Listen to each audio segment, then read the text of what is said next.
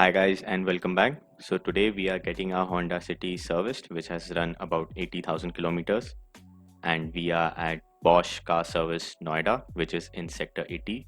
I leave the links to the exact address down below. So let's get started. So the first step here is to get the car up onto the lift and remove the wheels as well as the engine guard so that we can access the drain nut at the bottom. As you can see that the mechanic is opening the drain nut so that the oil can flow out. This red tray that you see at the bottom is known as a catch can. It allows you to pour oil in and it stores it in a canister. So here you can see that the mechanic is opening the oil filter with the help of a tool. This tool is designed to grip onto the edge of the oil filter and you can rotate it. Now be very careful while you do this because the oil can be very hot and it can give you some severe burns. So as you can see, it is hand loosened all the way and this is how it should come out. It should just unscrew all the way like a nut, and we are going to drain some of the oil into the catch can. And in the meantime, we are going to be replacing it with the Bosch original oil filter. You can also go with the company's original oil filter as well. So here you can see that the mechanic is oiling up the edge so it makes a perfect seal. And then we are going to mount it back in. So we are screwing it just like the way we opened it up, and that's how easily it should go back in. Do not try to force it into the mounting, just tighten it with hand. So now the next step is to open up the drain nut, and as you can see that the mechanics open up the drain nut and the oil starts flowing out. You need to let the all of the oil drain out before you put the new oil back in. And as you can see, we are tightening up the oil filter with the help of that tool.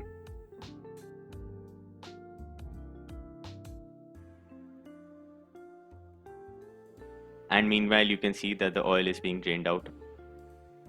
So let's just fast forward this.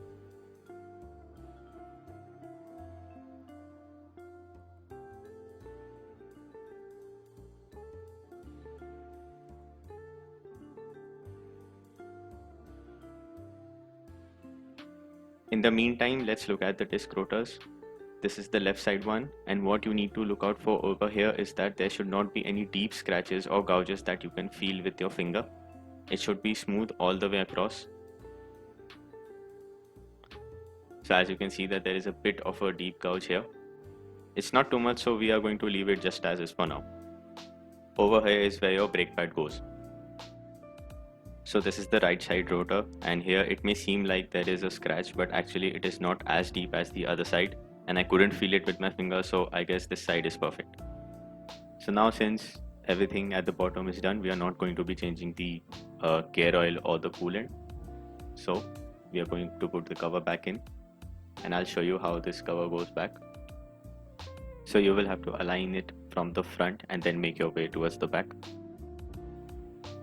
And as you can see that the cover is secured by these push type clips.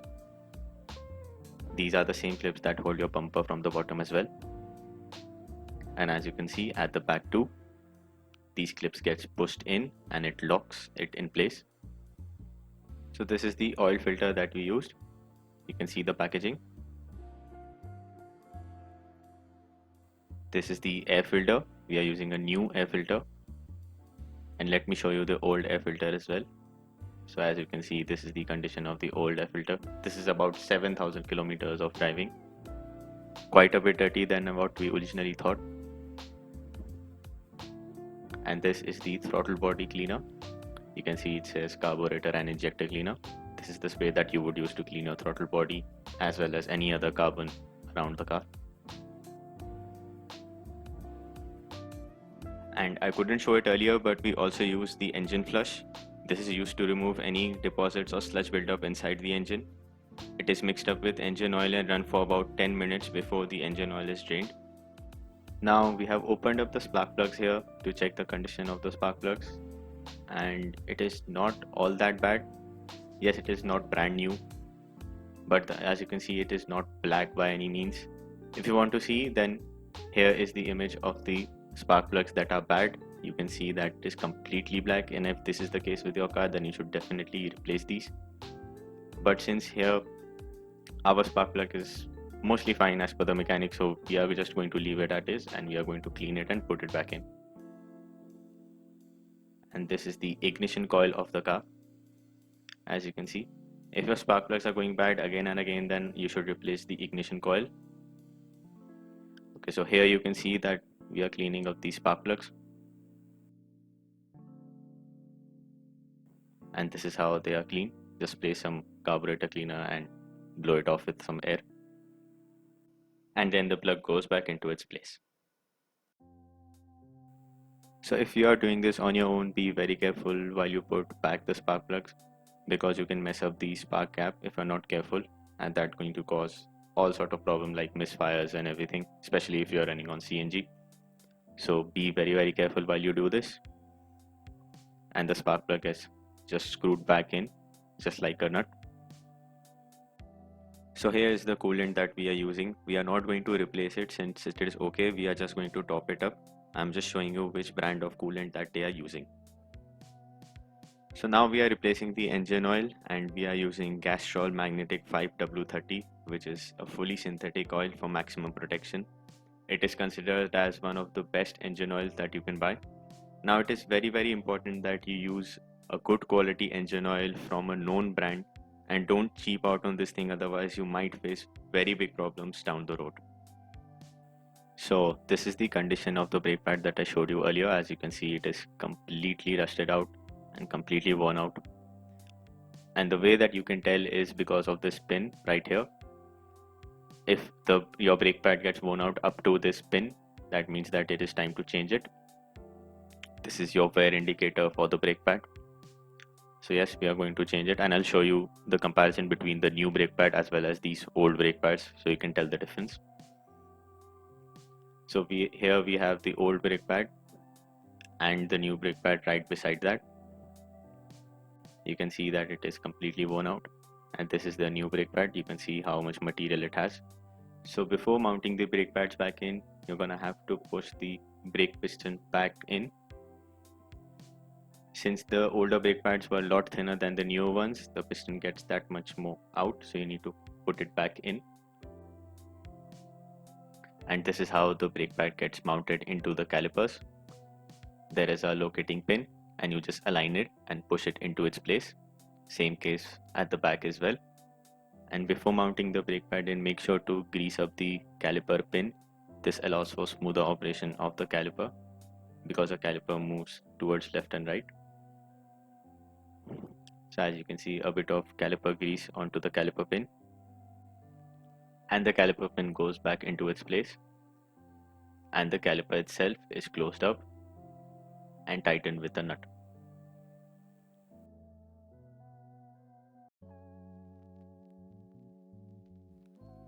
So now we come to the part of brake bleeding. This is a process of removing air bubbles from your braking system.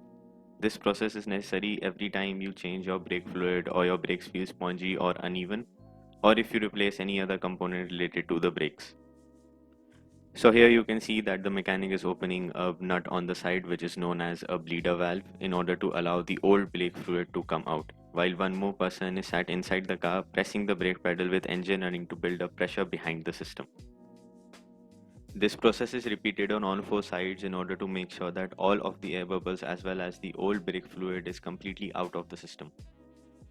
So finally the wheels are now being put back in, and one thing you need to make sure is to always follow a crisscross pattern every time you are tightening the lug nuts. And if it's more than 4 bolts like 5 or 6, then always follow a star formation. This tool that you see here is known as an impact wrench. So after all 4 wheels are tightened, the last step is to put the car on the ground and hand tighten the bolts with a socket wrench. Here the windshield washer is being topped up. Though you can use regular tap water, but if in your area it is very salty, then I wouldn't recommend it. Salty water can cause the motor to corrode and stop working, as well as clog up your nozzles. One last step before washing is to scan the car using an OBD2 scanner. An OBD2 scanner is a diagnostic tool that plugs into the OBD system to retrieve data from the car's computer. This data then can be used to diagnose and troubleshoot problems, monitor vehicle performance, and also if your check engine light is on, then this is the tool that you would use to see what the error is. So as you can see that the car is being scanned and there are basically no errors. So we are good to go. So all of the work is now complete and it is time for washing. And the first step here is to remove all the mats and blow off all the dust using high pressure air. This removes any loose dust that has accumulated inside the car. This process is done thoroughly both front and back as well as the doors and the dashboard. Next step is to wash the car using a high pressure washer to remove any dust particles that may have embedded itself into the paint. This is done so that when it is time to clean the car using soap and a cloth, the paint would not get scratched. Next, the car is cleaned using a shampoo and a microfiber cloth. If you are doing this yourself, then make sure to use a product mix specifically for car's paint, otherwise your paint would lose all its shine and may oxidize. Next, the car is washed again using the pressure washer to remove all the soap and shampoo. The advantage of using shampoo is that it is very effective in removing any dirt in the paint while still maintaining the car's shine, and it also helps in preventing the paint from oxidization. After washing, the car is now being vacuum cleaned. Doing this process at this stage ensures that if there may be any dirt or dust still left inside, that can be cleaned up as well. So again, both front and back as well as the boot also is cleaned. And finally, in the last step, the entire front dashboard is wiped and cleaned along with the center console and polish is applied. So finally, all the work is complete and the car is ready. You can see how the car looks after the service. And guys, here is the screenshot of the final bill including the amount that we paid. You can pause the video here and have a look. So at last you might be wondering how was the service experience with Bosch Car Service Center, and to be honest it was very good. The rates are a bit cheaper than OEM Service Center as well as they have all the tools and machinery to perform the service. Also the behavior of the staff is very good and they do not add up any unnecessary charges. The best thing is that they allowed you to go to your vehicle while it is being serviced and monitor the work if you want to. So yes, full marks for the quality of service and it is definitely recommended. And guys, this was not a sponsor video or anything of that sort. It was our first time visiting here. We just asked if we could film and they thankfully allowed us, so there you have it. I will leave the links to the pinpoint location of the place if you want to visit as well as their phone number. And if you watched the video till here, then truly thank you. We are a new channel, so please do subscribe and help us grow. And if you like the video, then do give us a thumbs up. And if you have any thoughts, do leave them in the comment section below. So guys, this is all for today. Thank you very much for watching and I'll see you in the next one.